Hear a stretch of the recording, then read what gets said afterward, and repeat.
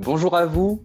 Toute l'équipe d'Hypothèse est ravie de vous retrouver pour cette nouvelle session de la saison. We would like to thank all of those who participated in this adaptation of Hypotheses, our partners at the Montreal Museum of Fine Arts, and all those who follow and support us. Une petite précision, cette discussion va être enregistrée et mise en ligne sur le site d'Hypothèse, donc n'hésitez pas à nous contacter pour toutes les questions. Et avant de débuter, nous aimerions commencer par reconnaître que Tiohtià:ke, soit Montréal, est situé en territoire autochtone, lequel n'a jamais été cédé. Nous reconnaissons la nation Kanien'kehá:ka comme gardienne des terres et des eaux sur lesquelles nous nous réunissons aujourd'hui. Tiohtià:ke is historically known as a gathering place for many First Nations, and today a diverse Indigenous population as well as other peoples reside here. C'est dans le respect des liens avec le passé, le présent et l'avenir que nous nous reconnaissons les relations continues entre les peuples autochtones et autres personnes de la communauté montréalaise. Alors, cette session sera divisée en deux parties. D'abord, les deux présentations des conférencières et conférenciers, suivies d'une période de questions et réponses. Donc, nous aimerions maintenant passer la parole à notre présidente pour cette session, Ersi Conto-Gouris. Alors, merci beaucoup. Je me présente, Ersi Conto-Gouris, je suis professeure d'histoire de l'art à l'Université de Montréal. J'enseigne l'art des 18e et 19e siècles et les approches féministes et LGBTQ IA2S+, en histoire de l'art. Donc, merci beaucoup à l'équipe d'Hypothèse, à la formidable équipe d'Hypothèse, très dynamique, de m'avoir invitée à modérer la séance d'aujourd'hui. Ça aurait été vraiment sympa de se retrouver dans le beau local du MBAM et de suivre ça avec un bon fromage après, mais bon, ça sera pour la prochaine fois, une prochaine fois. Donc, bienvenue à tous et toutes. C'est vraiment super de vous voir aussi nombreuses. Donc, bienvenue à cette séance d'aujourd'hui qui s'intitule « Interior and Subjectivity, décloisonner les espaces genrés du XXe siècle ». Donc, aujourd'hui, nous avons deux excellentes communications. J'ai triché, j'ai eu la chance de lire les textes au préalable. On va commencer avec Christophe Scott qui va nous faire une présentation sur les natures mortes de l'artiste canadienne Mary Pratt et la notion de vanité. Ensuite, it'll be Sarah Shields Rivard's turn. She will present her talk on designing queer space and time.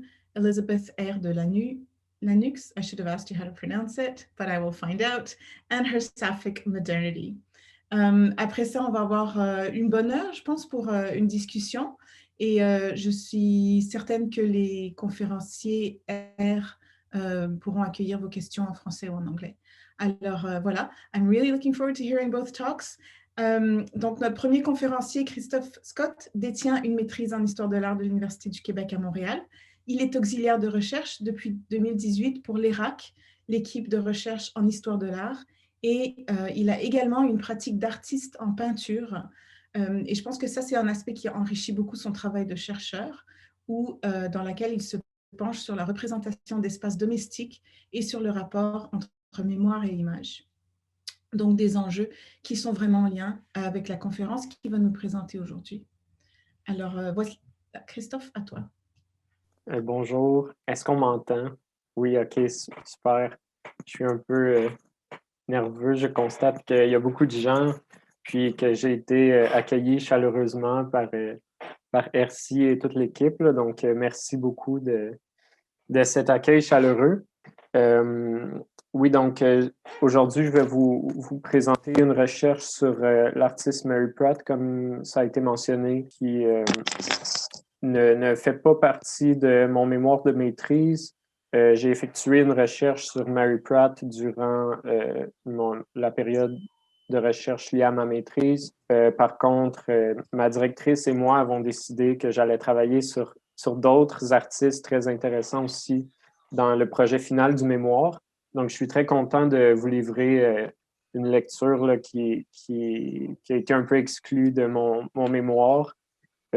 Évidemment, c'est très embryonnaire, donc si vous avez des suggestions, surtout n'hésitez pas. Donc, je vais commencer sans plus tarder. En fait, Mary Pratt est une artiste canadienne née sous le nom de Mary Frances West le 15 mars 1935 à Fredericton, au Nouveau-Brunswick. En 1953, elle entame, à l'âge de 18 ans, ses études à l'École des beaux-arts et des arts appliqués de l'Université Mount Allison à Sackville, dans la même province. À cette époque, elle développe un intérêt marqué envers l'art de la nature morte et s'intéresse à l'histoire de la peinture en portant une attention particulière à l'époque de la Renaissance flamande. Malgré l'émergence de l'abstraction moderniste en Amérique du Nord au cours de cette période, Pratt développera au cours des décennies suivant la fin de ses études et jusqu'à son décès en 2018, une pratique de la figuration qui sera reconnue pour ses qualités singulières dans le Canada anglophone. Oui, donc le travail demeure peu commenté par le milieu de l'histoire de l'art au Québec. Pour cette raison, l'objectif de cette présentation sera d'établir des liens entre le travail de Mary Pratt, en particulier sa production de nature morte, et le contexte idéologique qui entoure la période durant laquelle elle commence à produire ses œuvres.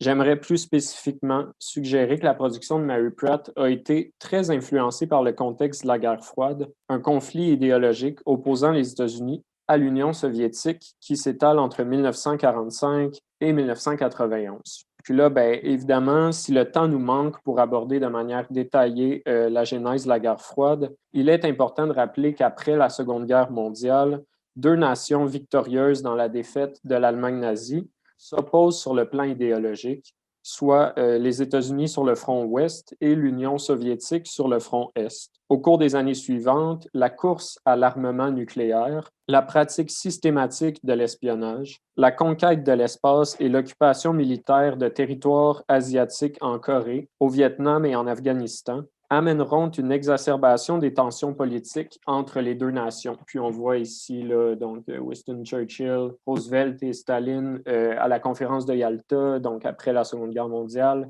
en 1945 justement. Rapidement, l'influence culturelle des États-Unis sur le Canada et la peur du communisme amènent la guerre froide à se transformer en conflit interne qui, au cours des années 50, aura une influence profonde sur la culture canadienne. L'inquiétude ressentie parmi la population à l'égard du conflit entraîne une vague de conservatisme qui se caractérise par une peur de l'autre et un retour en force des valeurs sociales et familiales traditionnelles. Dès lors, des rhétoriques nationalistes unissant vie privée et patriotisme font leur apparition dans les discours publics. Puis ici, on a une photographie très emblématique et très intéressante de Nikita Khrouchtchev, qui est président du Conseil des ministres de l'Union soviétique, et bien sûr Richard Nixon à l'exposition nationale américaine de Moscou en 1959 dans ce qui est en fait un décor, une présentation de la cuisine américaine et qui débattent là, en fait des bienfaits du modèle de cuisine qu'on pourrait appeler capitaliste. Donc, justement, cette montée du conservatisme se caractérise notamment par une volonté politique de renvoyer les femmes à la sphère domestique.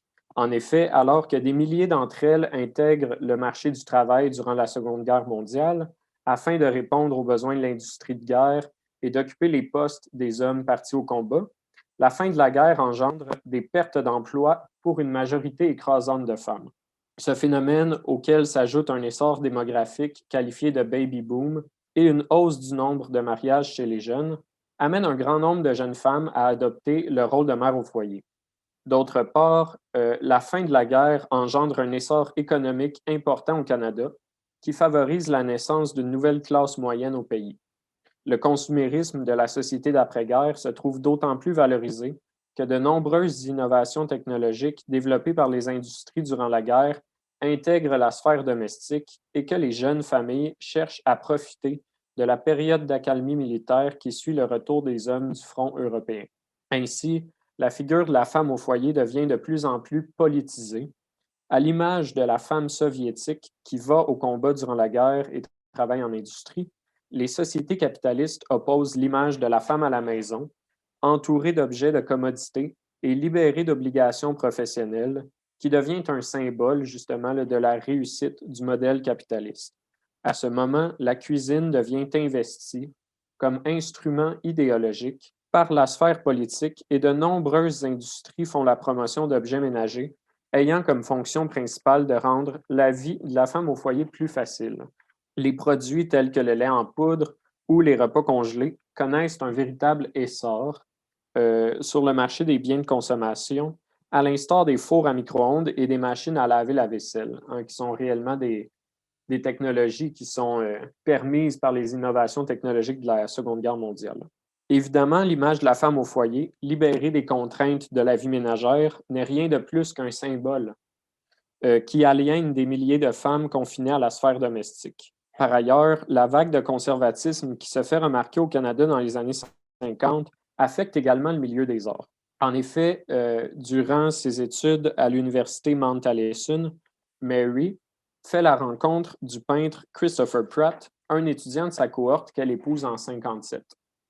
Durant leurs études, les Pratt font la connaissance d'Alex Colville et de Laren P. Harris, deux peintres ayant servi dans l'armée royale canadienne à titre d'artistes de guerre qui enseignent à Mount Allison. Donc, on a ici un tableau de Colville. Je vous montre à présent une œuvre peut-être un peu moins notoire de Laren P. Harris.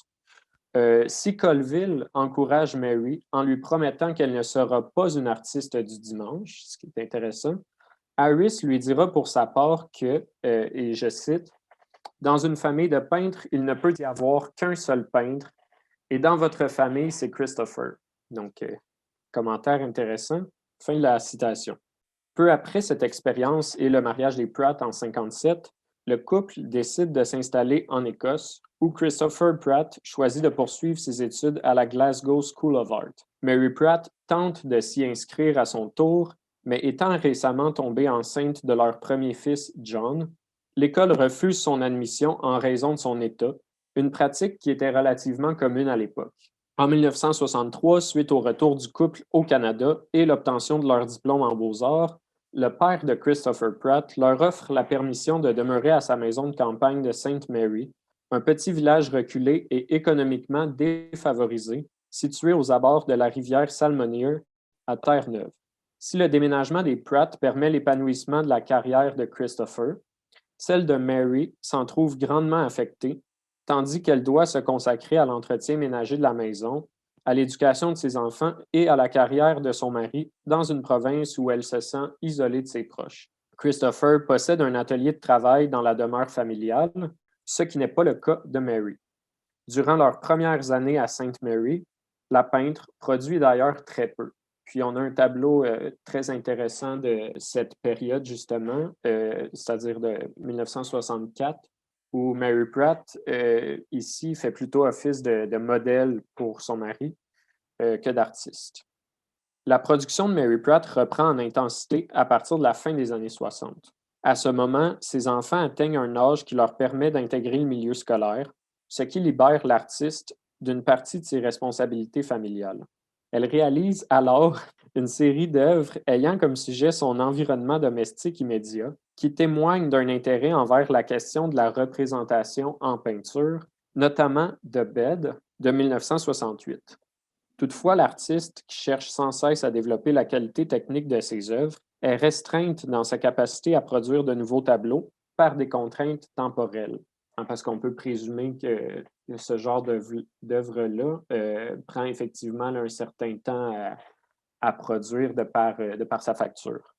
Pour cette raison, elle décide l'année suivante d'employer la photographie comme outil technique dans l'élaboration de ses tableaux sur la recommandation de son mari. Employant un appareil argentique chargé d'une pellicule diapositive, il photographie la salle à manger de leur demeure durant un repas familial. D'abord réfractaire à l'utilisation du projecteur électrique qui lui permet de projeter ses photographies directement sur la toile et de les tracer, sauvant ainsi une grande quantité de temps et d'énergie. Mary Pratt réalise rapidement que la photographie lui permet également de capturer la lumière avec une grande sensualité et précision, menant à la complétion de l'œuvre Supper Table en 1969. Puis là, je me permets de faire un aller-retour parce que c'est un peu magique entre la photographie prise par Christopher Pratt et le tableau que réalise Mary Pratt. À ce moment, Mary Pratt développe une pratique de la nature morte dont la facture se rapproche par moments de l'esthétique hyper réaliste. Plusieurs membres de l'entourage immédiat de Mary Pratt dénoncent son utilisation de la photographie, que certains jugent immorale. L'utilisation du médium par Pratt remet en cause l'idéal romantique du peintre virtuose et inspiré. L'artiste, héritière d'une formation classique axée sur le dessin d'observation à Mount Allison, traverse en 1970 une crise personnelle qui l'amène à remettre en question son rôle d'artiste. Toutefois, suivant les encouragements de sa fille Barbara et de Christopher, elle décide quelques mois plus tard de reprendre son travail d'artiste avec une vigueur qui la suivra pour le reste de sa carrière. L'emploi systématique de photographies diapositives dans la production de ses tableaux lui permet de traiter des questions de lumière et de texture avec une minutie et une objectivité impressionnantes, mais celle-ci se permet aussi d'intensifier la saturation des couleurs qu'elle emploie, en particulier le rouge, dans la réalisation de ses tableaux, dont la plupart sont conçus à l'huile sur des panneaux de fibres durcies, qu'on appelle généralement des panneaux Masonite, qui sont produits par la compagnie Masonite. Dans l'œuvre Red Currant Jelly, un tableau de petit format qui se trouve désormais dans la collection permanente du Musée des beaux-arts du Canada, l'artiste représente deux éléments qui lui deviendront très familiers au cours des années suivantes, soit l'aluminium, qui possède une qualité réfléchissante, et le verre, donc le verre dans lequel sont contenus les gelées aux fruits, qui possède une qualité transparente. La lumière généreuse et les couleurs chaudes des scènes représentées par l'artiste leur confèrent un caractère sensuel et tactile. Leur représentation d'éléments translucides ou miroitants atteste quant à elle de sa virtuosité technique. Ces véritables célébrations de la vision possèdent une qualité ambiguë. D'un côté, les tableaux sont des représentations d'éléments issus de la vie personnelle de l'artiste qui en traitent les couleurs avec une approche ouvertement émotionnelle. À l'inverse, les tableaux sont aussi réalisés à partir d'un procédé mécanique par l'entremise du projecteur photographique qui permettent à l'artiste de conserver une distance émotionnelle avec ses sujets. Plus encore, l'intérêt de Mary Pratt envers la représentation d'éléments issus de sa cuisine témoigne d'une volonté, d'une part, d'authentifier de son statut de peintre au travers de l'acte représentatif, puis d'autre part, de réconcilier sa vocation d'artiste à l'univers domestique auquel elle a été confrontée et qui devint rapidement le sujet principal de sa production picturale, réaffirmant ainsi le rôle traditionnel qui lui avait été attribué au cours de ses années d'études, tout en défiant l'idée alors commune selon laquelle une femme mariée ne peut pas être peintre. Les tableaux de Mary Pratt, qui empruntent de nombreux codes iconographiques à la publicité culinaire de la période d'après-guerre et représentent plusieurs innovations technologiques de l'époque, comme le four à micro-ondes, les plats Tupperware, etc., peuvent donc être envisagés comme une tentative de renversement idéologique des normes de genre de l'époque. Là, je vais prendre un petit moment pour vous montrer des œuvres.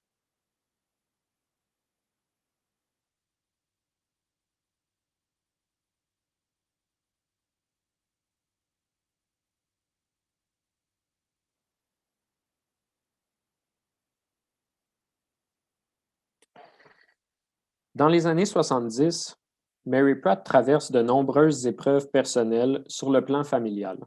Le décès prématuré de ses jumeaux morts-nés en 1975 et le combat de son fils John contre le cancer à la fin de la décennie l'amènent à intégrer de nouvelles considérations symboliques dans son travail de la nature morte. La morbidité de plusieurs des images se remarque au travers de leur représentation de carcasses animales qui s'éloignent parfois du contexte de la cuisine.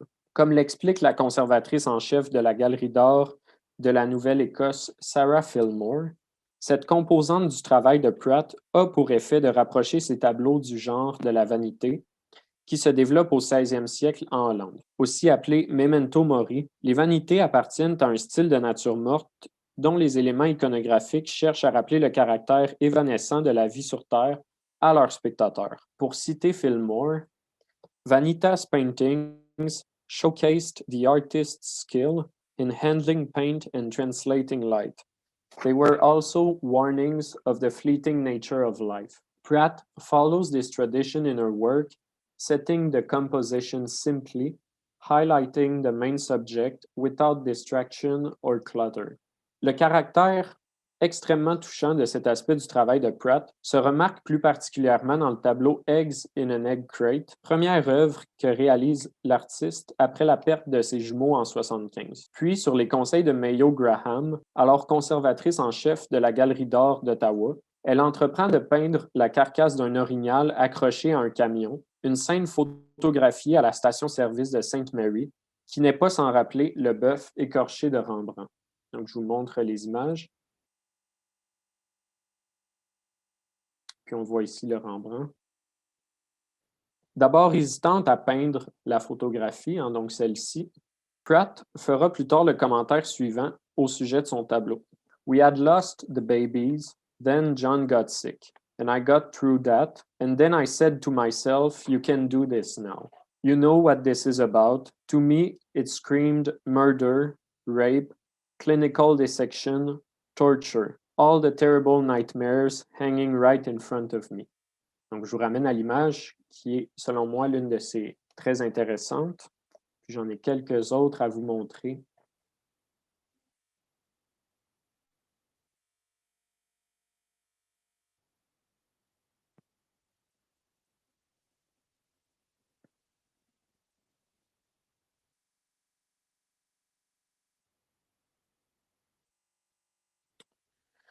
Donc, pour le dire autrement, il apparaît que, bien que le travail de Mary Pratt ait tendance à être rattaché à l'univers de la domesticité à juste titre, il serait réducteur de restreindre la portée de son œuvre à cette thématique, puisque celle-ci revêt également un caractère symbolique qui mérite d'être explicité. Il peut être défendu que l'art de Pratt possède une qualité morale qui tente de répondre à la question de la représentation. Pour le dire autrement, les premiers tableaux réalisés par Mary Pratt à la fin des années 60, en plus d'être des espaces de négociation identitaire entre son rôle de mère au foyer et sa volonté d'être peintre, sont avant tout des réflexions sur la présence des choses et sur notre vision d'elles, qui positionnent l'artiste dans une interrogation existentielle qui se complique à partir de la décennie suivante, alors qu'aux réflexions de l'artiste sur les thèmes de lumière, de domesticité et de beauté s'ajoutent des préoccupations constantes autour de la notion de mortalité, qui est le plus souvent abordée au travers des animaux représentés dans les natures mortes de l'artiste. Celles-ci traduisent son intérêt particulier envers la représentation de sujets se situant à mi-chemin entre le désirable et l'abject, entre l'ordinaire et l'extraordinaire. Si l'artiste fit à de nombreuses reprises mention de sa volonté de représenter le réel, sa vision de cette notion s'avère compliquée par sa proximité intrinsèque avec un univers macabre qui écarte en quelque sorte les images, néanmoins choisies par Pratt pour leur beauté, d'un idéalisme absolu, créant plutôt une oscillation des sujets entre l'éclat de leur luminescence, l'érotisme de leur proximité et, d'un autre côté, le drame inaltérable de leur finitude.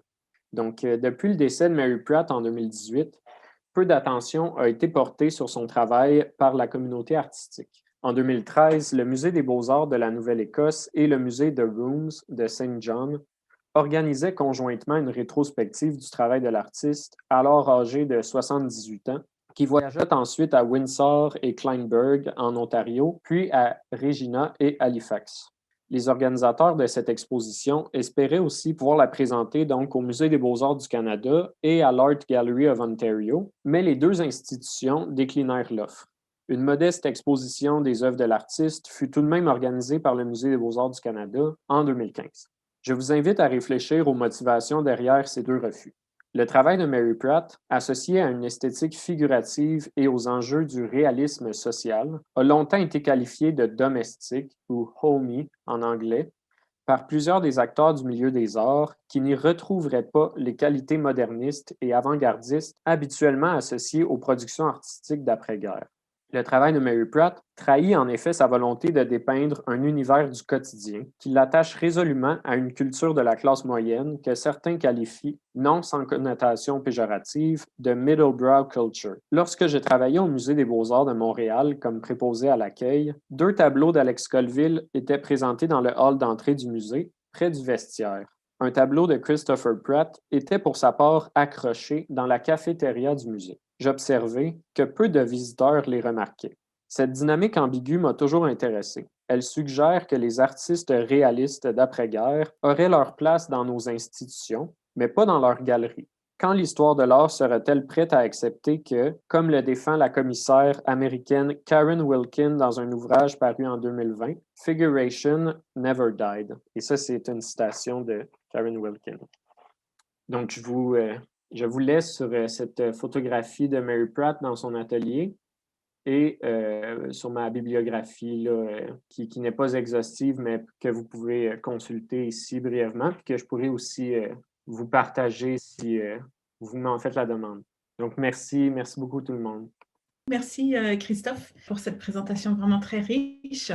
Je vais vous inviter en fait à garder vos questions pour après la présentation de Sarah. Comme ça, il y a beaucoup de choses qui se recoupent. Alors, je pense que ça serait intéressant de considérer les deux présentations ensemble ou pas, comme vous préférez, bien sûr, dans la formulation de vos questions. Sarah Shields Rivard is a master's student at Concordia University, where she's working under the supervision of John Potvin. She is a recipient of the 2020-21 Joseph Armand Bombardier Shirk CGSM Award and of the Renata Hornstein, I'm not doing well with pronunciation today, Graduate Student Fellowship in Art History. She also holds a BFA in Music from Concordia. Her MA thesis explores the life and work of Elisabeth Ayer de Lanu, the US artist designer she will be presenting to us today. She's also president of the Art History Graduate Students Association at Concordia. All yours, Sarah. Bonsoir à tous. Merci à l'équipe Hypothèse de m'avoir accueillie ce soir. Mon nom est Sarah Shields Rivard. Avant de débuter, j'aimerais spécifier que je suis bilingue. Par contre, parce que j'étudie en anglais, ma présentation se déroulera en anglais. Ceci étant dit, vous pouvez me demander des questions en français, puis je vais faire de mon mieux de les répondre dans la langue demandée. Par contre, je vous préviens que ça va sûrement être du franglais un peu botché, mais bear with me. So yes, I'm currently completing the second year of my Master's of Art History at Concordia under the supervision of Dr. John Potvin. I'm deeply interested in how identity can shape our design of spaces as well as our experience in them. Hence, my research lies at the intersection of visual and material culture studies, gender and sexuality, sensory studies, as well as histories of interior design, fashion, and architecture. So my presentation today serves as a preliminary exploration of my thesis research, which I submitted in the form of a paper for one of my graduate seminars last year. Looking to the designs of Elisabeth Ayer de Lanu, an American expatriated in Paris, during the interwar period, and her early collaborative interiors with her creative and romantic partner, Evelyn Wild. So the history of interior design has long been understood through a series of binaries, such as exterior, interior, masculine, feminine, modern, decorative, architect, decorator. But when those distinctions are blurred, there's this kind of hybridity that emerges that is ambiguous and complex, and often misidentified, overlooked, under-researched for its lack of clear categorization. So I posit that Elisabeth Ayer de Lanu, interior designer, furniture maker, as well as visual artist and writer, designed hybrid spaces as a reflection of her own hybridized identity as a queer woman engaged in female masculinity, same-sex intimacies, and polyamories. So this hybridity presents itself through a fluid expression of gender, sexuality, as well as stylistic choices within her interiors, with the aim of what Jasmine Rowe characterizes as crafting very different living spaces for very different bodies. I love this quote by Virginia Woolf, a queer woman working in the cultural sector around the same time as Ayer de Lanu. She writes, "For nothing was simply one thing," which I think applies well to this notion of hybridity. Hybridity, by definition, means a blend or mixture of two often contrasting parts. And de Lanu's hybridity is expressed stylistically in her modernist approach to space and furnishing, with these more Art Deco tendencies towards decorative prints, which also include what is often termed primitive aesthetics. But primitive aesthetics is a very charged term with a complicated and racist history where people of African descent were considered irrational, uncivilized, and not yet modern, the opposite of discipline, order, and rationality, all that modernist design was striving for. I don't want to ignore this problematic history, but I also don't want to reinforce it by using such language. So I'll be using African-inspired or Black-inspired aesthetics as a substitute. I recently attended a talk by Dr. Joanna Joachim from McGill, who encouraged those of us conducting research of the margins, so to speak, to kind of care for our subjects the way they deserve to be cared for and not as they were treated at the time. So I'm choosing to acknowledge the problematic legacy of this terminology, but I want to do better than that. So briefly, just to give you some context, modernist architects like Le Corbusier had utopic aims, advocating for the moral health and hygiene of spaces in order to reform the perversities of their inhabitants. This was accomplished through spatial whitewashing, so white walls, expanded windows, floor to ceiling, open floor plans that would allow you to view the dust and the dirt of the space and would give you a total view of it as well. So these oppressive ideals were incited and validated by advancements in sexological science, theories of degeneracy, as well as laws against homosexuality.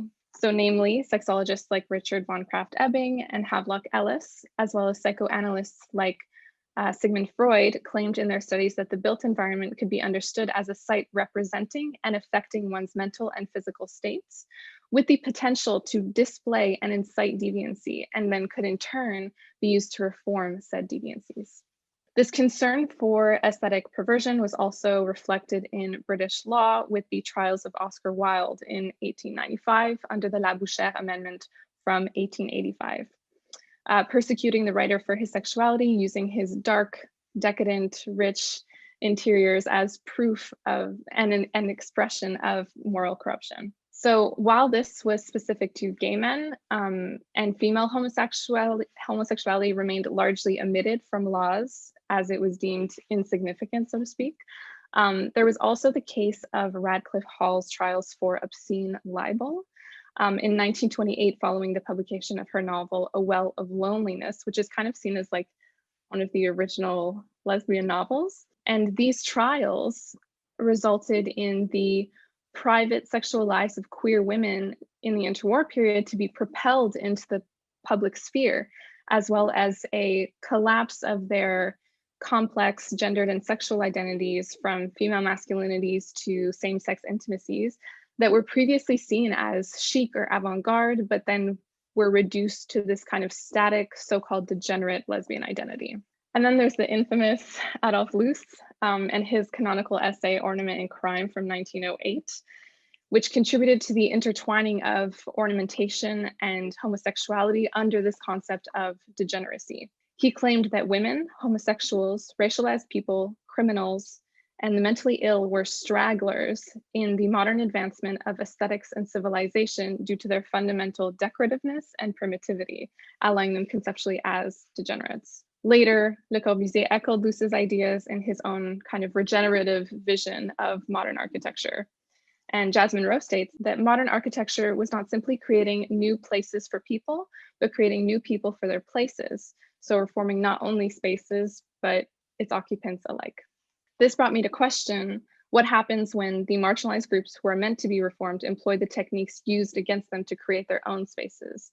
In other words, how can modernism be queered? And in the case of Art de la Nux, I argue that stylistic hybridity is the answer. So much of the literature around de la Nux claims that she was bisexual, as she was married to a man but had affairs with both men and women. However, for the purposes of my research, I'm opting for the more kind of encompassing, flexible term queer, just because our contemporary understandings of gender and sexuality allow us to see how deeply intertwined female masculinity and same-sex intimacies were at the time of de la Nux's cultural production. This also aligns with Rowe's claim that a central aspect of the modern artist-designer identity was the rejection of received ideas about what it meant to be a woman, and by extension, a refusal to be governed by the norms of heterosexuality. De la Nux is often described as having a beauté androgyne, characterized by her distinctive short hairstyle and sharp features, which are featured here in Man Ray's famed portraits of her. It's also important to note that de la Nux substituted her family name for her first name, which can be interpreted as a move towards professionalism, for example, but I think it also has to do with this rejection of femininity and heterosexuality. My goal here is not to examine the explicit sexual activities of Delaunay or necessarily assign any contemporary labels onto her, but I just want to examine how her queerness and her otherness played a role in her creative life and informed her approach to design, creating for a demographic of so-called modern queer women that modernist design sought to reform and ultimately eradicate through their design reform. And this is a photo of her partner at the time, Evelyn Wild, found in the Delaunay archives at the Smithsonian alongside intimate and personal correspondences between the two, as well as various sketches. So this is the interior in question that we're going to be looking at most today. And as is characteristic of interior design history, this display no longer exists in its original form, and there are very few photographs of it, but this is one of them featuring Delaunay herself with her work. So inscribed on the other side of this photograph within the Smithsonian archives, this is written. So it says, Exhibition Société des Artistes Décorateurs, Evelyn Wild, Aire de la Nux, Grand Palais, Paris. And then question mark 1927, but now we know it's 1928. Table, rough glass without support of any kind, green. Chairs, black leather on white and sandblasted wood, white leather on black sandblasted wood, rug, American Indian design, brown, light gray, Evelyn Wild, a posted card of NYC blown up, mirrors at right angle, table bought, but I don't know by whom, EL. So Delaunay seems to be the author of this inscription because she signs her initials at the bottom. And she's indicated that her and Wild are kind of co-authors of this space because she puts both of their names at the top. However, she does put Wild's name in parentheses next to the rug specifically. So this brings me to question whether or not they collaborated equally on the rest, or if the rest defaults onto Delaunay and the rest being all the elements with modernist inclinations. So Wild did work as a rug maker, which makes sense based on the inscription. She worked with Eileen Gray prior to meeting Delaunay. But as this was Delaunay's first displayed interior, she likely relied a lot on Wild's extensive experience in interior design. But because we can't be sure, based on archival information, I'm kind of positioning this interior as Delaunay's initial exposure to or expression of hybridity that develops throughout her career beyond her work and eventual rupture with Wild in the 30s. And this is an example of some of their future collaborations where you can already see this evolution in Delaunay's work.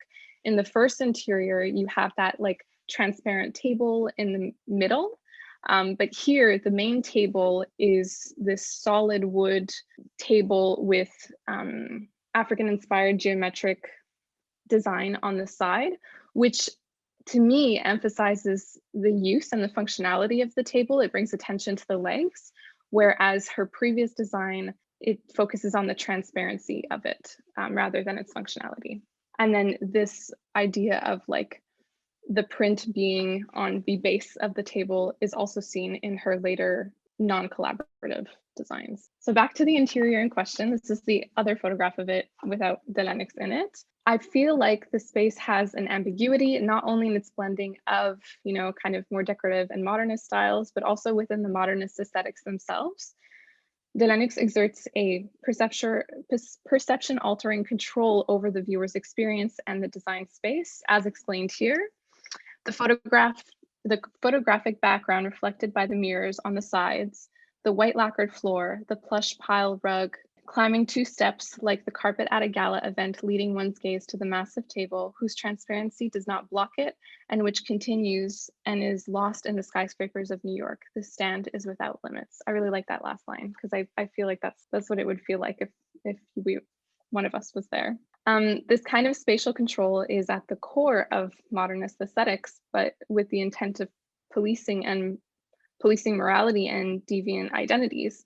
However, she seems to be using this means of control to her advantage, so purposely disorienting her viewer and evading a certain legibility, especially with the inclusion of the carpet. In addition, the mirrors allow for a certain disorienting symmetry with the glass table and the rug occupying the center, and the armchairs on either side that are in contrasting black and white inverted design. All of this leads to a blurring of the visitor's spatial bearings. I feel like also it occurred to me today that this blurring of spatiality, I also find that it embodies this idea of like passing and not passing, as well as like visibility and invisibility that's often at stake in queer performative codes. So perhaps Delaunay's intended for the space only to be legible or decipherable by the right viewer, as many of those involved in what is called sapphic modernity engaged in lifestyles outside of the norm like Delaunay's. They also required spaces to suit those lifestyles, and this could be interpreted as one of them. Many female designers in same-sex relationships at the time who, although lived with men at various points in their lives, largely directed their energies towards redesigning the home for the modern woman. In Alice T. Friedman's study of female patrons who were single, divorced, or living in partnerships with other women, she concluded that the conventions of planning and design in all periods respond not only to patterns of use like program, circulation, sitting, but also markers of social values, gender identity, and class status. And I think it's safe to say that the standard regimes of a normal household for Delaunay's and Wilde would have differed greatly than the norm. I believe that Elizabeth Freeman's chrononormativity comes into play here, which is this understanding that time is constructed in the industrial, organizing individual human bodies toward maximum productivity.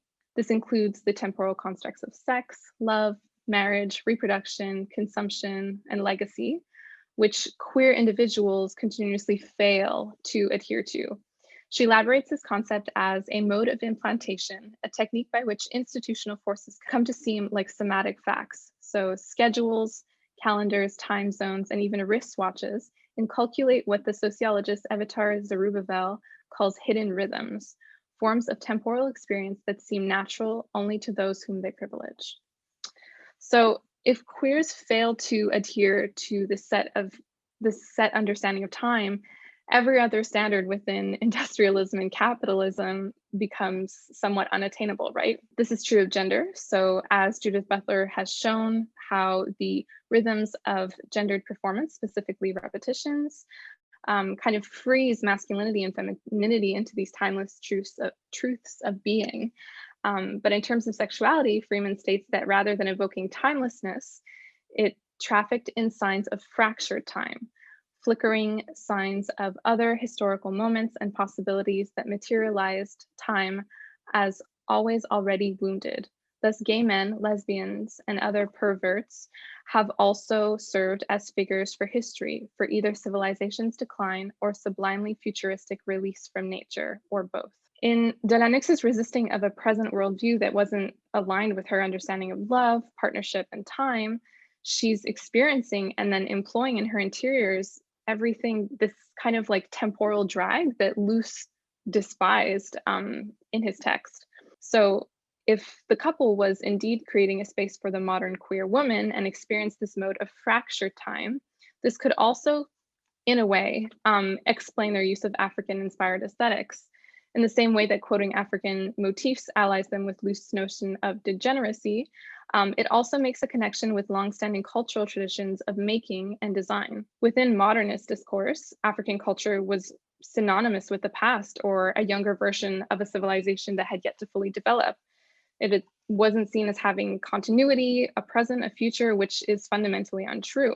So although I believe this to be cultural appropriation, I would also argue that it's more complex and potentially more calculated than it appears, similar to the way that Delaunay plays with space and perception within her space.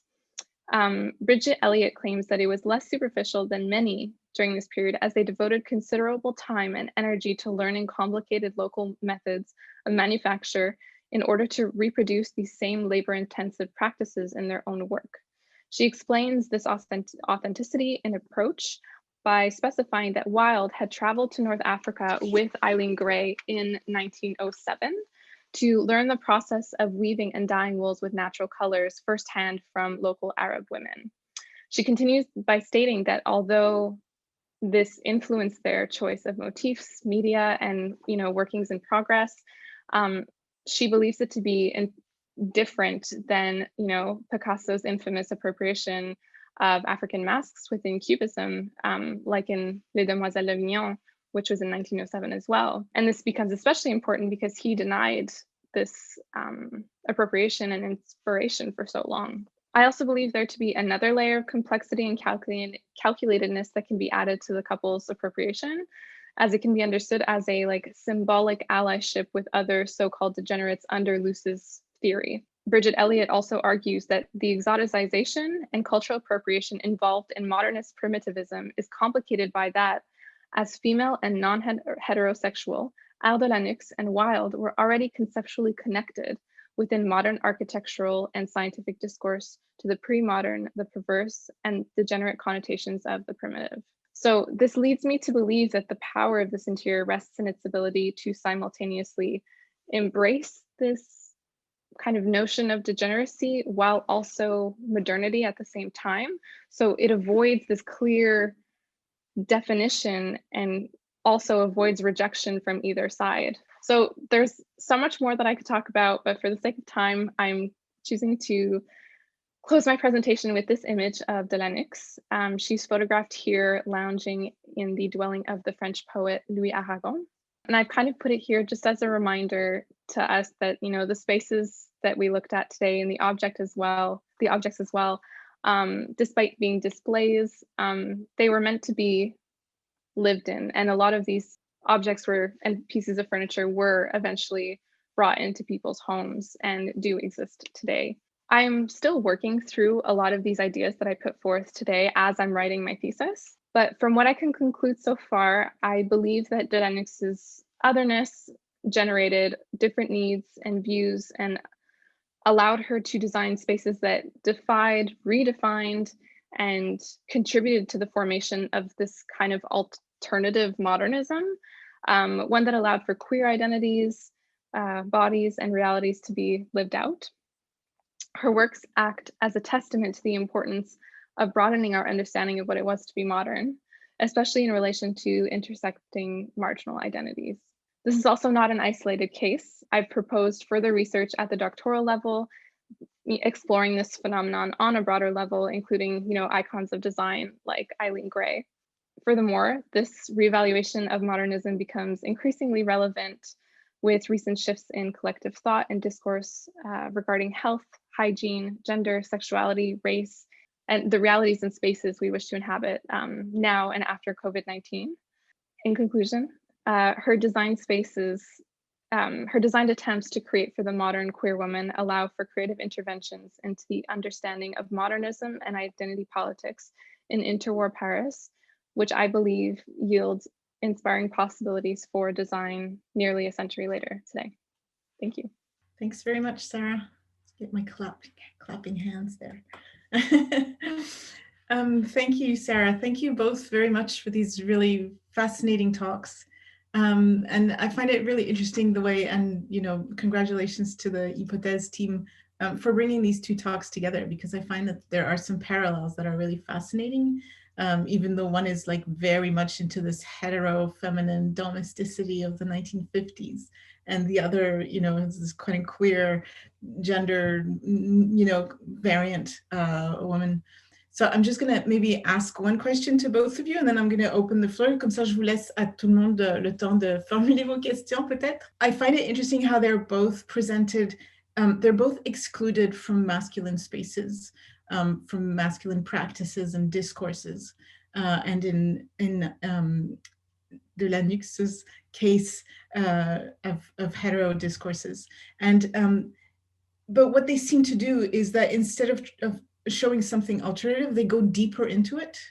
And the way that, for instance, Mary Pratt does these very, very detailed renderings of so-called ideal domesticity.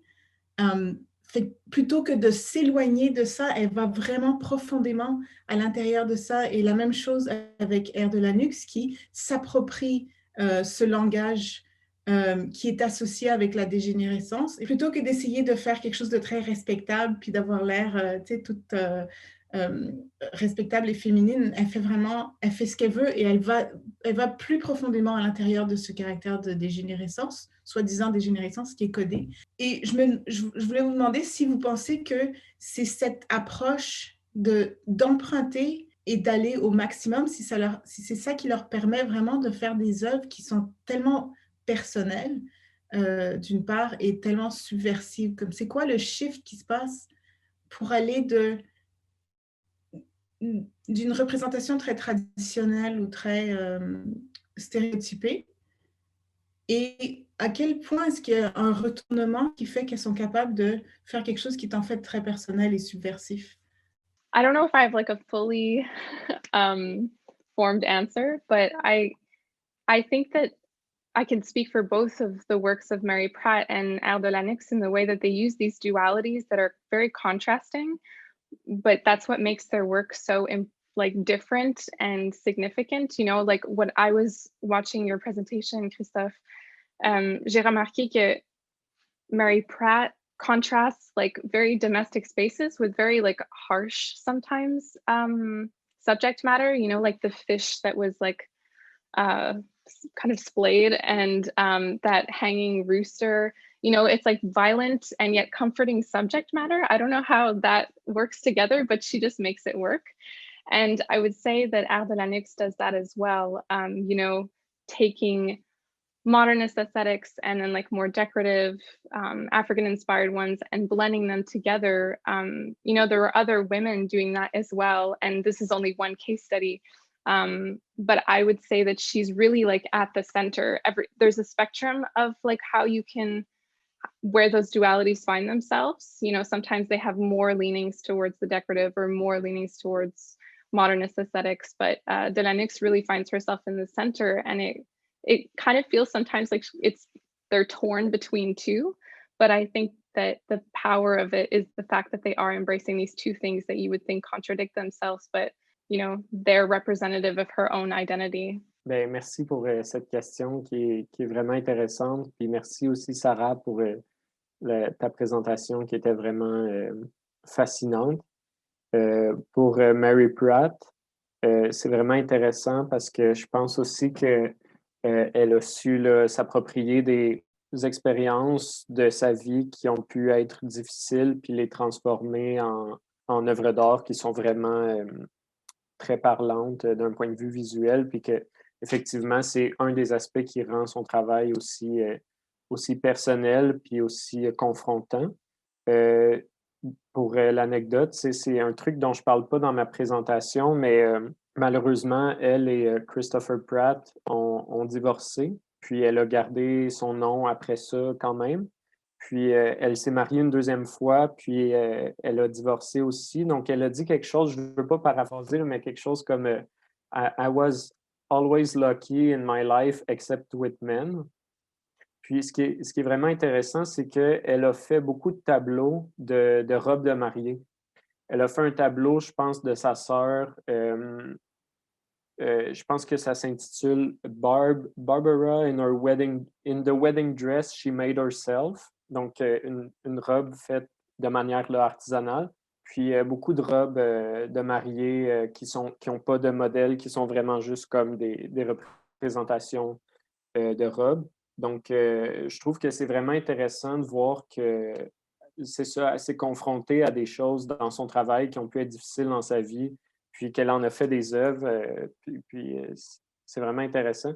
L'autre chose, c'est que j'en profite, peut-être c'est un peu hors contexte, là, mais j'en profite pour dire que Mary Pratt a fait beaucoup de choses qui ne sont pas des natures mortes. Elle a fait des paysages, des portraits, mais qui sont beaucoup, beaucoup moins connus. Donc ça, c'est des aspects intéressants de son travail que j'aimerais aborder aussi. Oui, elle a fait des nus, entre autres, hein, qui ont un peu choqué, même à la fin des années 70. Les gens étaient comme « what ?» Ouais, des nus féminins, c'est le fun. Je suis sûre que vous avez des questions. L'auditoire, moi, je sais que j'en ai comme à peu près 15 pour chacune de vous, mais vous me connaissez, je vois les gens qui me connaissent qui sont comme « ouais, merci, il y a toujours des questions. » Mais bon, donc je me tais. Oui, Philippe. Je peux pas m'empêcher, c'est malgré moi, même à distance. Merci beaucoup à vous deux pour les présentations, c'était super enrichissant. Je commençais avec Sarah. Thank you for your very fascinating presentation. I had a question, actually two. I like to attend to materiality and, there are semantic connotations. And I was wondering whether you notice a certain use of, certain materials, certain textiles, and if so, if they were, specific to Air de Lanux or not. And I was also wondering, because we talked about Man Ray, about this poet, Aragon, was it Aragon? Yeah. And his right. And, she was acquainted with surrealism, and I was wondering whether she didn't use like a collage effect with her, how she, when she designed her spaces, with a collage and assemblage of different textiles, different materials, different spaces, to really create this kind of like strange or queer space. I don't know if I'm saying something, kind of out of space, but so that was for, those were both my questions. Et puis Christophe, j'avais une question aussi. En regardant les images de Mary Pratt, j'avais vraiment l'impression de voir comme du pop art, surtout celui de James Rosenquist, qui est vraiment qui s'attaque à l'univers domestique. C'est super violent aussi. Puis c'est aussi l'effet que j'ai fait avec comme Sarah aussi l'avait noté, là.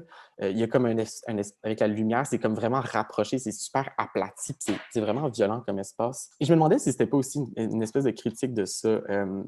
Puis en même temps aussi, tu avais souligné comment il y avait vraiment le développement de plein d'outils, vraiment, pour un peu pour rendre technologique l'espace intérieur. Et à ce propos, il y avait Charlotte Perriand, il y a eu un article récemment, je peux te l'envoyer si jamais, de Charlotte Perriand sur l'espace domestique, et comme quoi, pour Charlotte Perriand, c'était vraiment de rendre l'espace domestique technique et vraiment rendre l'espace domestique plus efficace. Puis au contraire, ça s'inscrivait dans une libération des femmes, même si de nos jours, ça semble les rattacher à cet espace-là. À cette époque-là, c'était plus un espace de libération. Je me demandais comment tu voyais peut-être ça dans les peintures de Mary Pratt. Désolée, c'est comme vraiment beaucoup de stock, là. I guess je peux aller en premier. Je pense que je vais combiner tes deux questions en un, juste pour comme les répondre en même temps. In terms of like collage, I personally don't know of her process because it was never really documented.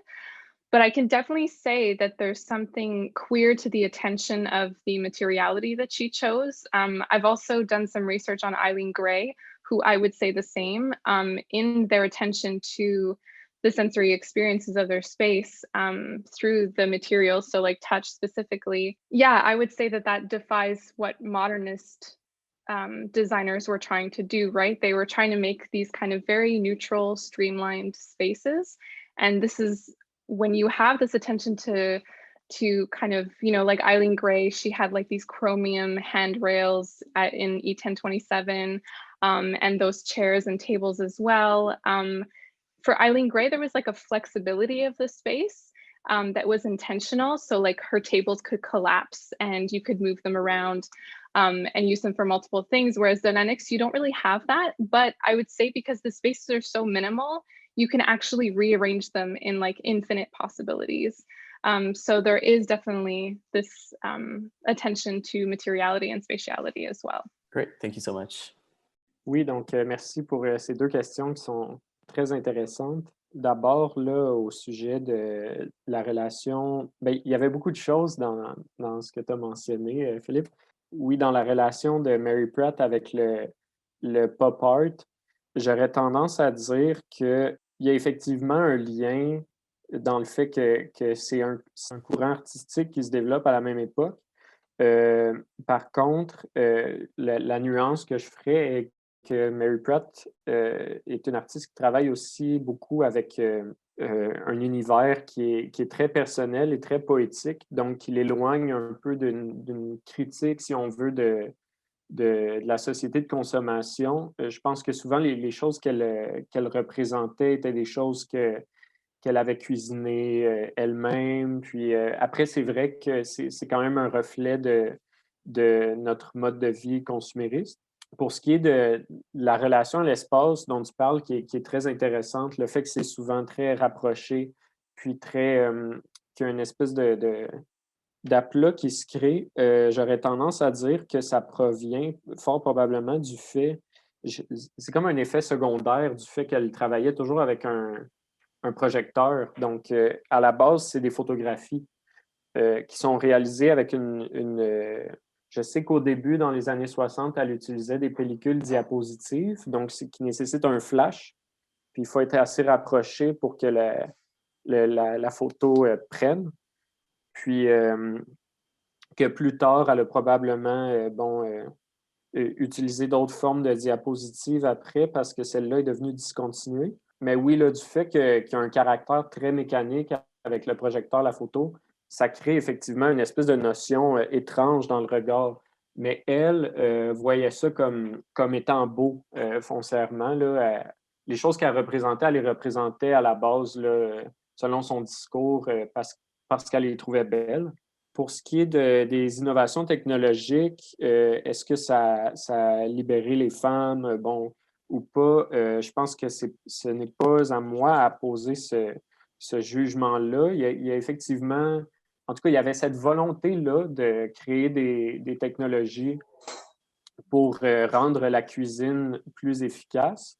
Moi, ce que je défendais dans ma présentation, c'est que ça a participé à une volonté rhétorique de montrer que la cuisine capitaliste est plus fonctionnelle, puis que dans la société capitaliste, en fait, la femme n'a pas besoin de travailler pour réussir. Donc, ce qui est très lié à l'idéologie de la guerre froide. Après, je pense qu'il y a beaucoup d'autrices, dont l'historienne Hélène Tyler May, peut-être que je pourrais t'envoyer son ouvrage, qui montre qu'en fait, c'est un peu un mythe, cette espèce de libération-là, parce qu'il y avait beaucoup de femmes qui ressentaient, elle, c'est pour les États-Unis, là, ces recherches, mais beaucoup de femmes qui ressentaient de l'aliénation, du fait qu'ils ne pouvaient pas travailler, ou encore beaucoup de femmes qui travaillaient quand même à temps partiel parce qu'ils devaient faire vivre leur famille. Donc, il y avait cette espèce d'ambiguïté entre la réalité puis l'espèce de modèle très, très utopique de la cuisine dans la société d'après-guerre. Je ne sais pas si ça répond Oui, sure. Oui. OK. Je vais laisser la place à d'autres. Oui. Je voulais juste ajouter à ma réponse de tantôt, si j'ai le droit. J'y pensais un peu plus. So she uses wood, glass, wool, and then like blown up photographs as well, like that, skyline of New York City, which I find so, so nice. And mirrors as well. And often this like sensory experiences are linked to sensuality, and that in turn is often linked to like eroticism and sexuality, especially touch. Historically and hierarchically, it's often related to the feminine, which in this case falls under that notion of degeneracy, anything that is not within modernism, So yeah, I just wanted to add that little bit. That's great, thank you. Oui, Aurélie, vas-y. Good evening, everyone. Thank you very much to you both for the very insightful presentations. My first question is for Sarah, and I also have a question for Christophe. Sarah, you implied that despite cultural appropriation, Aya de Lanux's work allowed to queer the modernist utopia. Could you please elaborate further the comparison you drew between the primitive and the queer identities, and how these identities intersect in the works of Aya de Lanux? I found that really interesting, the points you brought there. And my question for Christophe, j'ai beaucoup aimé dans ta présentation la manière dont tu parlais de la tension entre le beau et l'abject. J'ai eu l'occasion de voir des tableaux de Pratt cet été en Ontario, et c'est vrai qu'il y a, on reste scotché devant les bouts de saumon, et on est un peu écœuré et en même temps on est fasciné, on a envie de continuer à regarder et j'ai beaucoup aimé la manière dont on parlait, donc si vous pouvez continuer. Merci. Okay, so I can start. I might ask you to repeat parts of your question because I feel like I only really absorbed the second half of it. But just to start off with the question of like, how does, queer sexuality and this use of primitivism intersect in her work? I would start off by saying that or restating that Adolf Loos, his kind of notion of degeneracy, which allies all of these things together, you kind of have, I'm going to say, the white cis het male modernist, highly masculinist canon, and then everything else is other. So that's why I argue that there's this allyship, because that's what it was like at the time, I think it was Le Corbusier, the interior that I showed that was his, from what I remember, he made some remark about it being intended for the 6-foot-tall Frenchman. And, not everyone fits that category. So I argue that Delaunay uses modernism and decorative or African-inspired aesthetics to kind of like blending them together. So she's not part of either or. She's simultaneously like new and old, past, present, future, like you can be more than one thing. I feel like the moral of the story is like Virginia Woolf said. Aurélie, donc merci pour la question. Pour ce qui est là, de la relation entre le beau et l'abject dans le travail de Mary Pratt, j'aurais tendance à dire, je ne sais pas si ça répond à la question, là, mais tu l'as très bien mentionné, en fait, là, c'est un effet qui relève beaucoup du format de ces œuvres, qui sont très souvent des œuvres de petit format. Donc, il faut se rapprocher pour les observer. Puis, donc, il y a certainement là quelque chose de la proximité qui crée aussi une tension. Là. Ça rappelle la proximité qu'elle-même avait avec ses sujets au moment de les cuisiner puis de les photographier, finalement. Puis aussi, de la facture, hein, parce que c'est du fait que ces tableaux sont extrêmement proches de la photographie. Ça révèle en fait la virtuosité de l'artiste, mais ça a aussi un effet un peu secondaire qui est de rendre les images presque étranges. Puis ça, c'est quelque chose qui se constate aussi beaucoup, selon moi, dans les travaux du peintre Alex Colville, qui a été son professeur à Mount Allison University. Puis les deux ont dit des choses très similaires. Il faudrait que je retrouve les citations exactes, mais les deux ont dit que l'on vit en fait à des époques anxieuses, hein, donc qui ont commencé du moins à travailler à une époque où il y avait le sentiment que la vie était anxiogène. Donc, je trouve ça vraiment intéressant de voir que ça se révèle dans la facture, dans la manière d'appliquer la peinture. Puis souvent, quand on se rapproche aussi des Mary Pratt, mais tu dois le savoir comme tu les as vus en personne, on se rend compte que de très près, c'est pas aussi réaliste. Il y a quand même une espèce de gestualité très nerveuse dans le trait qui est vraiment, vraiment intéressante. Donc, je ne sais pas si ça répond, mais merci pour cette belle question. Je vais peut-être lire, j'allais vous dire justement, si vous ne voulez pas parler à voix haute, vous pouvez mettre vos questions dans le chat. Et juste quand j'allais dire ça, il y a une question, donc je vais la lire. Une question à Sarah. Do you have some creative, quote unquote, strategies you use to explore or feel the space you study? As you mentioned, they weren't conserved, they weren't kept, or at least not exhibited in the same way. I ask since the sensory and social aspects of the interior, I believe, play an important role in your analysis. Merci, Lena. Yeah, that's such a great question. There are two ways that I do that. One of them is reading as much as I possibly can about the interiors themselves. So anyone that actually was there and experienced them. And so, yeah, any kind of documentation. And then I kind of do this like visualization thing. I just like close my eyes and picture as if I was the one walking there. And I find that really helps me, you know, like it's almost like a virtual simulation of like, okay, what would the rug feel like under my feet with no shoes on. If I were actually inhabiting this space, like the main one in question that I was talking about today, like what would I use that for?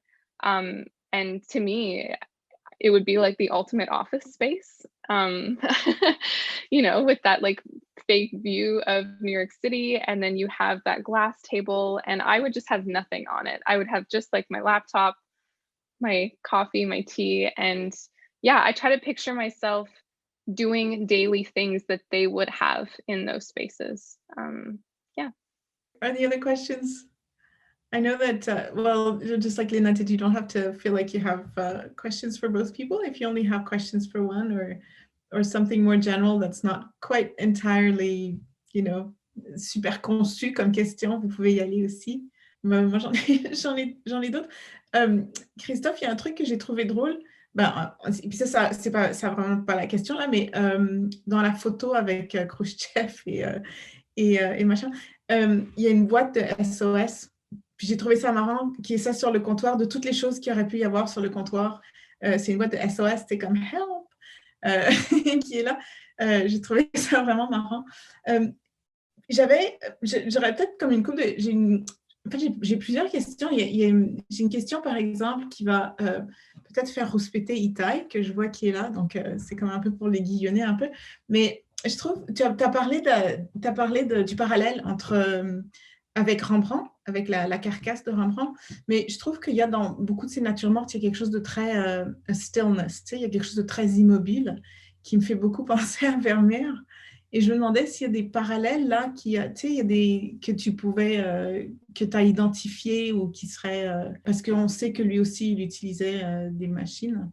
Donc, je me demandais si c'est quelque chose qui t'intéresse dans tes recherches. En fait, moi, c'est drôle que tu dises ça parce que je viens d'écrire un long commentaire dans la conversation que je vais envoyer là, et pour annoncer un événement qui aura lieu après-demain sur la nature morte, en fait. Donc, voilà, c'est là. Donc, je laisse Christophe peut-être répondre, mais la conversation pourra continuer après-demain à 16h au séminaire de Nouveau Moderne, parce que il faut croire que c'est la semaine de la nature morte. Donc, voilà. Mais peut-être je dirai quelque chose sur le fond de ta question plus tard, mais je laisse Christophe parler. C'est vraiment intéressant.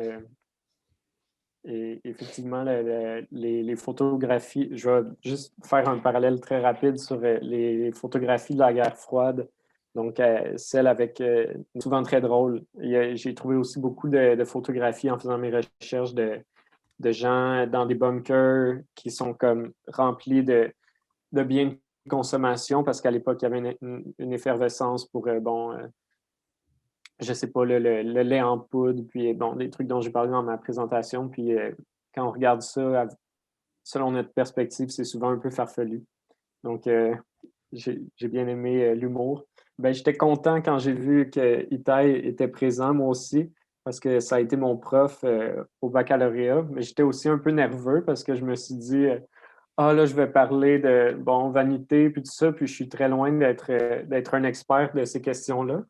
Mais effectivement, le lien avec Vermeer est super intéressant du fait que j'ai effectivement appris il n'y a pas très longtemps qu'il travaillait avec des miroirs, je pense, donc des machines qui étaient très anciennes, puis qui n'étaient pas anciennes quand lui les utilisait, là, mais qui permettaient justement de reproduire une image à partir d'un procédé mécanique.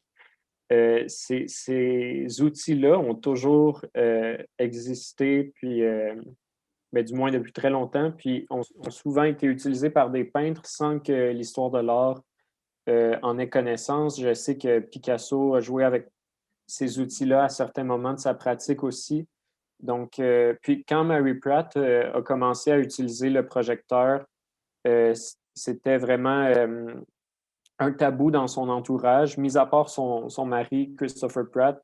Les gens ne l'encourageaient pas à utiliser ça parce qu'ils disaient que c'était comme de mentir un peu ou de tricher là, avec la technique, parce qu'un peintre devrait réaliser ses images à main levée et tout ça. Donc, c'est intéressant de voir qu'en fait, historiquement, ça existe depuis très longtemps. Mais je n'avais pas fait ce lien-là, donc merci. Je ne sais pas si Itai voulait dire quelque chose? Juste peut-être que je ne suis pas sûr qu'il y ait un consensus sur le fait que Vermeer utilisait des outils mécaniques de ce genre. Je pense que c'est surtout la théorie qui était d'abord celle de David Hockney, qui est d'ailleurs de manière intéressante peut-être un peintre qui a une esthétique pas très éloignée de l'esthétique de Mary Pratt. Mais je ne sais pas quelque chose que tous les historiens de l'art de cette période acceptent, je pense. Encore une fois, ce n'est pas exactement mon champ non plus, la Hollande, mais on pourra peut-être demander à Yann Blanc vendredi. Et sinon, bon, le lien, c'est vraiment intéressant de savoir aussi si elle, dans son discours, elle fait souvent ce lien. Peut-être tu l'as dit, je l'ai juste... je l'ai pas entendu, mais parce qu'effectivement, la question de la vanité, il n'y a pas non plus de consensus comme quoi c'était le seul aspect, le seul message de ces œuvres plus anciennes. Je ne sais pas si elle se voit vraiment dans cette tradition-là ou pas explicitement.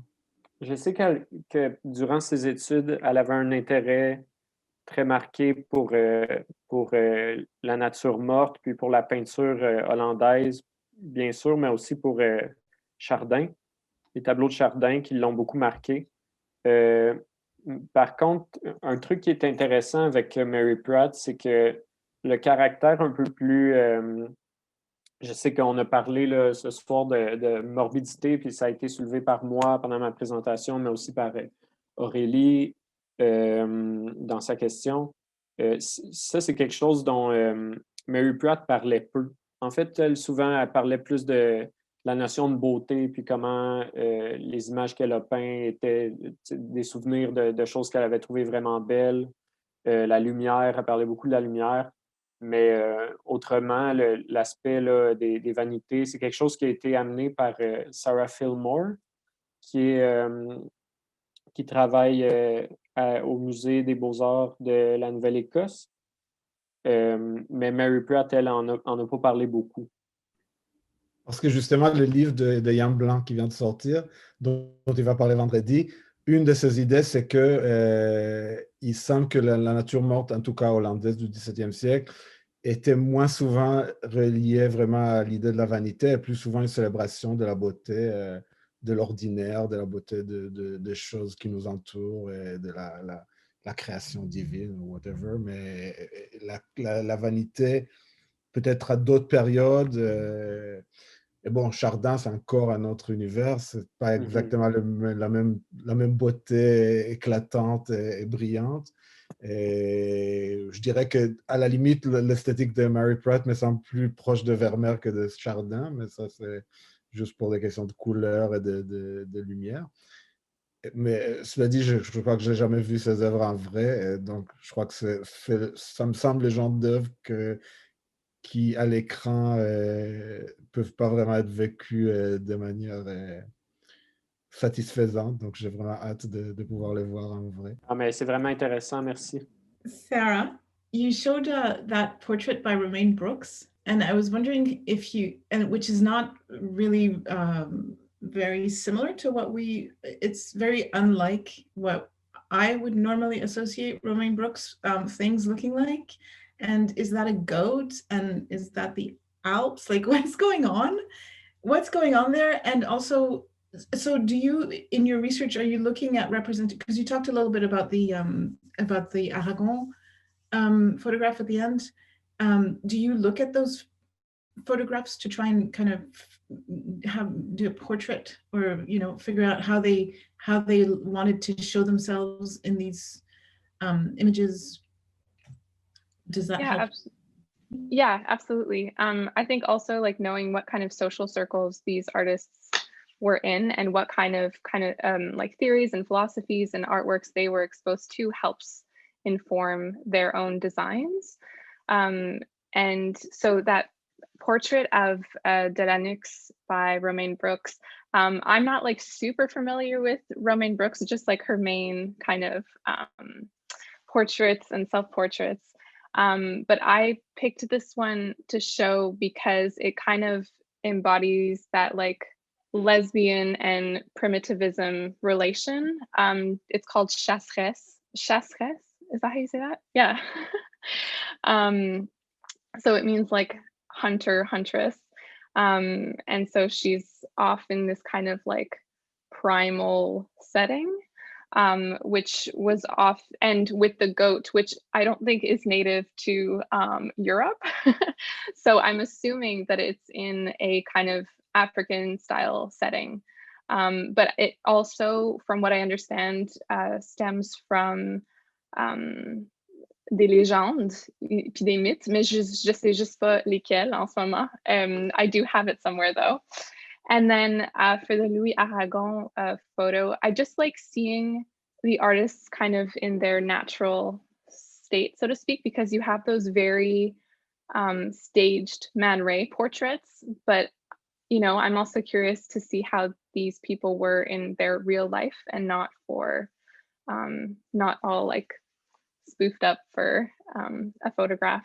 So yes, I'm also looking at personal photographs, personal correspondences to inform my research, just because there's so little documentation on, I would say, interior design, but also women's interior design, as well as queer interior design. Like I know my supervisor, Dr. Potvin, a lot of his work revolves around that, but yeah, there is very little documentation at the time about these spaces. So you kind of have to rely on photographs as well as, you know, the written works of these people and any kind of other, you know, portraits, photographs, anything that can contribute to the understanding of their art is worth looking at.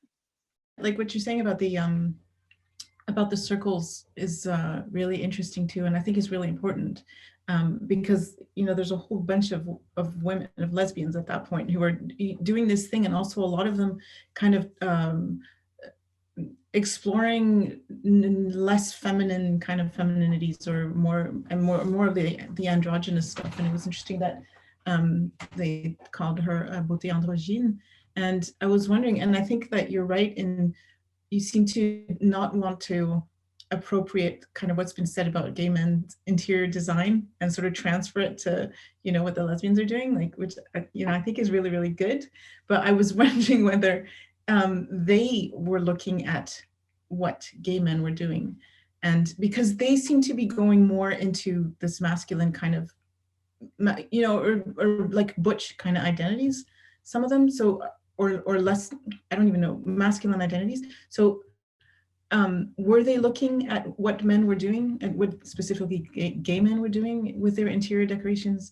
And I know Benoit's here and he's working on that, but were they looking at that and kind of inspiring themselves, or finding some kind of sources of, yeah, inspiration or something? That's such a good question. And honestly, I never considered it because I was so focused on it being somewhat separate from, you know, gay interior design, just because I find there is so little on lesbian women in interior design. So I was kind of keeping it separate, but also looking to the history of gay interior design to kind of like use that as a model for my own research. But I don't know if the women themselves looked at those designs as well. So that's definitely now something I'm going to be looking into.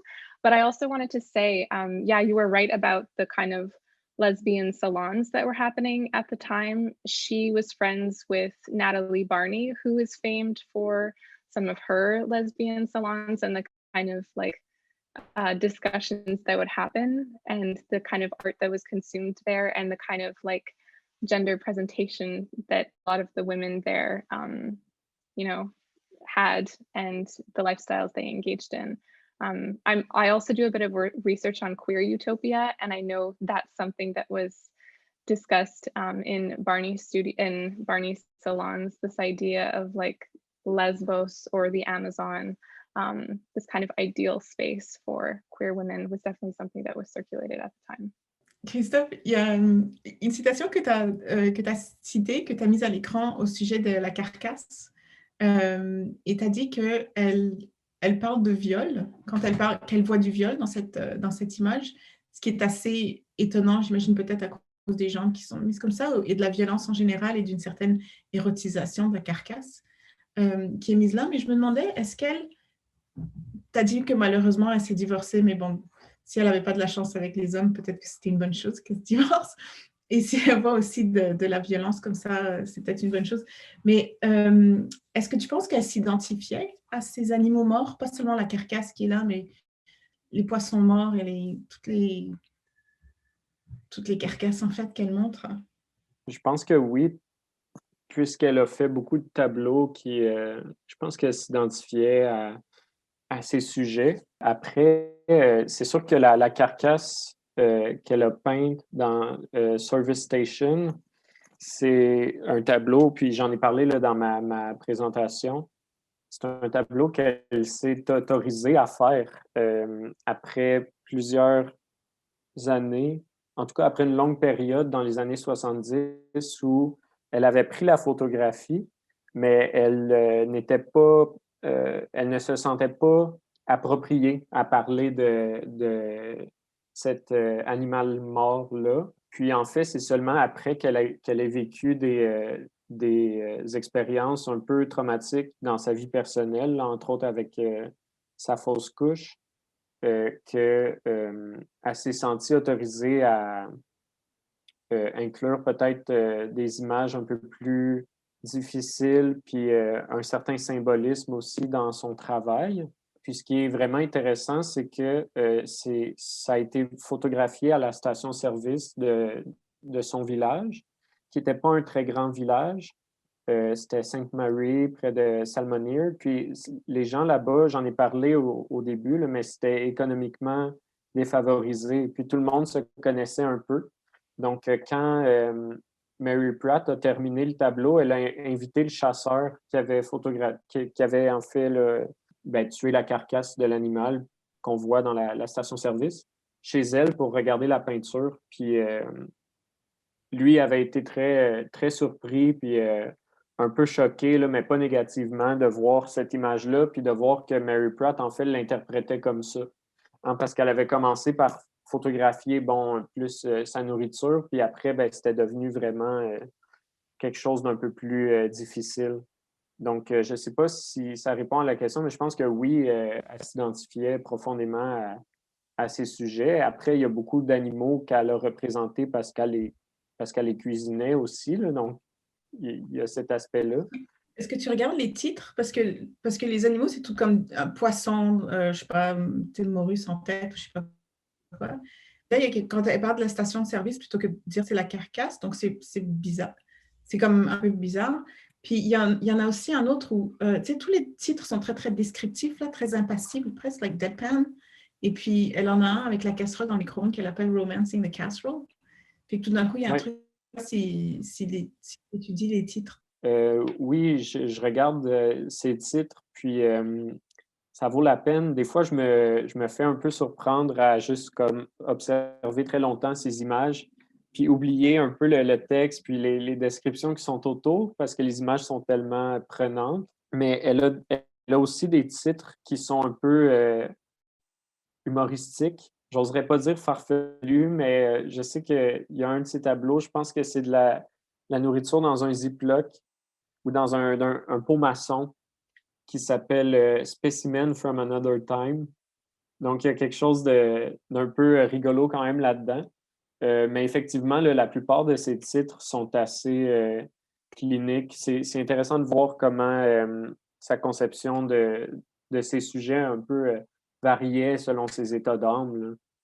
Je voulais juste par rapport à ta question, Ersi, sur l'identification de la femme, enfin de la femme peinte avec ces animaux morts, rappeler que chez Rembrandt, je ne sais pas si c'est dans la même version que tu as montré, parce que je pense qu'il y a peut-être plusieurs versions, mais dans la carcasse de Rembrandt, il y a derrière une servante qui regarde par la porte.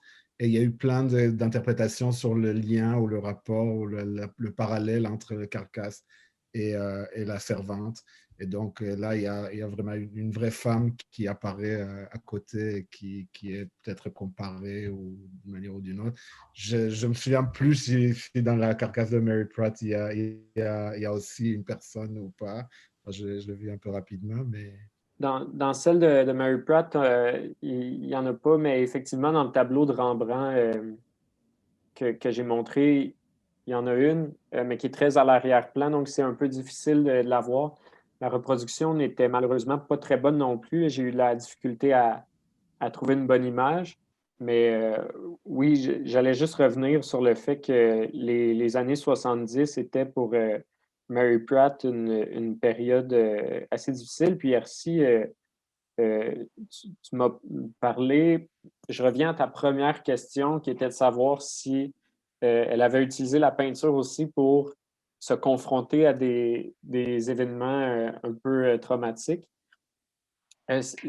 Cette décennie-là était une période où Christopher Pratt avait commencé une relation extra-conjugale avec son assistante d'atelier. Puis, ce qui est intéressant, c'est que Mary Pratt a fait beaucoup de portraits. En fait, le portrait qui avait causé un scandale dans les années 70 parce que c'était un nu intégral était un portrait de, je pense que son nom c'était Donna, qui était l'assistante de Christopher Pratt. Puis je pense que Mary connaissait un peu la dynamique qu'il y avait entre son mari et Donna, mais a en même temps confronté ça en faisant beaucoup de représentations d'elle. Il y a cette tension-là, puis tu sais, je voudrais pas être un peu faire de la psychologie à deux scènes, comme on dit, là, mais il y a il y a cette tension-là dans son travail, certainement, là, de se confronter à des choses difficiles, puis en même temps de s'y identifier. Merci beaucoup à vous deux. Je pense qu'il n'y a pas d'autres questions. Je vais peut-être vous demander de vous joindre à moi pour une main d'applaudissement à nos deux conférencières. Et merci beaucoup encore une fois à Hypothèse. Et je pense on se revoit peut-être vendredi pour... Oui, venez absolument. Yann Blanc. Parfait, ben merci beaucoup. C'était très intéressant. Alors, nous terminons la soirée. Nous voudrions remercier nos deux intervenantes, Christophe Scott et Sarah Shields-Rivard, pour leur merveilleuse présentation, ainsi que Ersi Kontougoris pour avoir dirigé et modéré le panel. Nous aimerions également une fois de plus remercier tout le monde dans le public d'être venu et d'avoir participé ce soir. Pour les nouvelles à suivre, c'est avec plaisir qu'on vous annonce que le 4e épisode de notre série de podcasts annexes est actuellement disponible sur toutes les applications de podcast. Donc, on a la chance de pouvoir écouter une discussion animée par Pascal Tremblay avec la participation de Benoît Jaudoin et Joël Dubé autour de la thématique Art et théorie, espace de savoir. Et dernièrement, n'oubliez pas de suivre Hypothèse sur nos canaux de médias sociaux et de consulter le site web pour vous tenir au courant de l'actualité de notre programmation.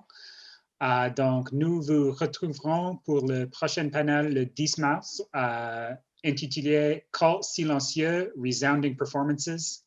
À très vite.